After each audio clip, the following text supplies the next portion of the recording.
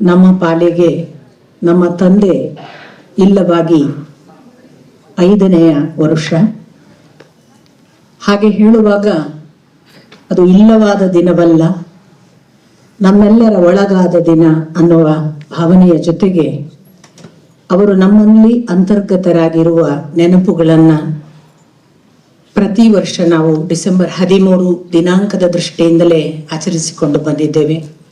ಅಂಥದ್ದೊಂದು ಪುಣ್ಯಸ್ಮರಣೆಯ ಈ ದಿನ ಎಲ್ಲ ಅಪ್ಪನ ಅಭಿಮಾನಿಗಳನ್ನು, ಶಿಷ್ಯರನ್ನು, ಬಂದಿರುವ ಅನೇಕ ದೂರ ದೂರದ ಸ್ನೇಹಿತರನ್ನು, ಮಿತ್ರರನ್ನು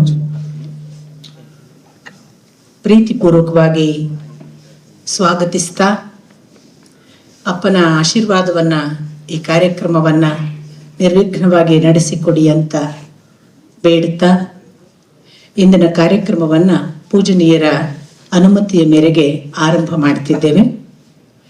ಇಂದು ನಮ್ಮ ಕಾರ್ಯಕ್ರಮಕ್ಕೆ ಪರಮ ಪೂಜ್ಯರಾದ ಶ್ರೀ ಶ್ರೀ ಬನ್ನಂಜೆ ರಾಘವೇಂದ್ರ ತೀರ್ಥರು ಬಹಳ ಅನಿರೀಕ್ಷಿತ ಅನುಬಂಧದ ಜೊತೆಗೆ ಬಂದಿದ್ದಾರೆ.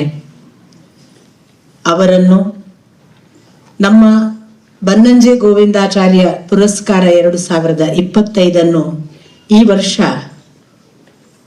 ಅಪ್ಪನ ಊರಿನ ಮತ್ತು ಅಪ್ಪನಿಗೆ ಬಹಳ ಸನ್ಮಿತ್ರರೂ ಆಗಿದ್ದಂತಹ ಬಹಳ ಅಪರೂಪದ ಒಬ್ಬ ಸಂಶೋಧಕ ನಾಡೋಜ ಡಾಕ್ಟರ್ KP ರಾವ್ ಅವರು ಮುಡಿಗೇರಿಸಿಕೊಂಡಿದ್ದಾರೆ. ಇವರಿಬ್ಬರನ್ನು ನಮ್ಮ ಇಡೀ ಸಂಸ್ಥೆಯನ್ನ ಬಹಳ ಅರ್ಥಪೂರ್ಣವಾದ ಅಧ್ಯಕ್ಷರಾಗಿ, ಅಧೀಕ್ಷನಾಗಿ ನಮ್ಮ ಜೊತೆಗಿದ್ದು ನಡೆಸ್ತಾ ಇರುವ ಶ್ರೀ ಮಲ್ಲೇಪುರಂಜಿ ವೆಂಕಟೇಶ್ ಅವರು ಈರುವರನ್ನು ವೇದಿಕೆಗೆ ಕರ್ಕೊಂಡು ಬರಬೇಕು ಅಂತ ಪ್ರಾರ್ಥಿಸ್ತೇನೆ.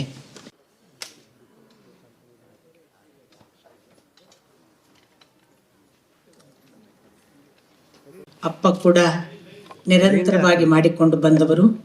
ಆ ಕಾರಣಕ್ಕಾಗಿ ಅವರು ಕೂಡ ಮುಂದುವರಿಸಿ ಅನ್ನುವ ಒಂದು ಸೂಚನೆಯನ್ನು ಕೊಟ್ಟಿದ್ದಾರೆ.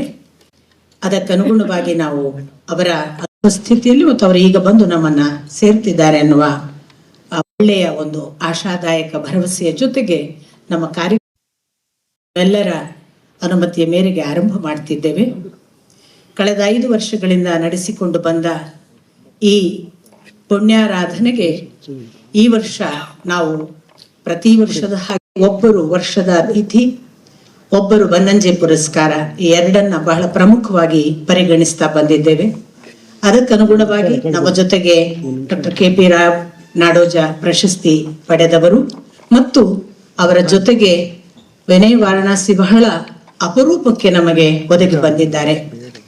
ನಾವು ವರ್ಷಕ್ಕೆ ಒಬ್ಬ ಸಾಧಕರನ್ನ ಅತಿಥಿಯಾಗಿ ಪರಿಚಯಿಸುವ ಒಂದು ಪರಂಪರೆಯನ್ನ ಈ ಡಿಸೆಂಬರ್ 13 ದಿನ ಬಂದಿದ್ದೇವೆ. ಅಂಥ ಒಂದು ಸುದಿನದ ಈ ಸಂದರ್ಭದಲ್ಲಿ ನಾವು ಪ್ರಥಮ ನಮ್ಮ ಭಾವಚಿತ್ರಕ್ಕೆ ಒಂದು ದೀಪವನ್ನ ಬೆಳಗುವುದರ ಮೂಲಕ ಪುಣ್ಯಸ್ಮರಣೆಯ ಕಾರ್ಯಕ್ರಮದ ಆರಂಭವನ್ನ ಮಾಡೋಣ ಅಂತ ಪರಮ ಪೂಜ್ಯರಲ್ಲಿ ದೀಪ ಹಚ್ಚಬೇಕು ಅಂತ ಮತ್ತು ಉಳಿದವರು ಕೂಡ ಅವರ ಜೊತೆಗೂಡಬೇಕು ಅಂತ ಪ್ರಾರ್ಥಿಸಿಕೊಳ್ತಿದ್ದೇನೆ.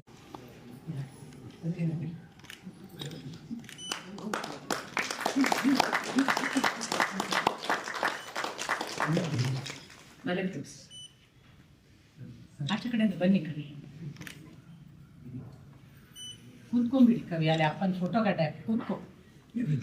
ಕೂತ್ಕೊಂಡು